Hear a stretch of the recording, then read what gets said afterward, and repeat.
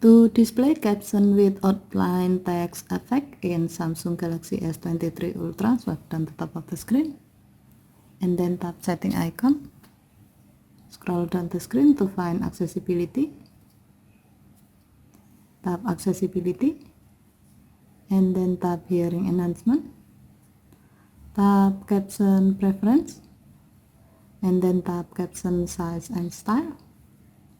While the caption style is set to custom, scroll down the screen,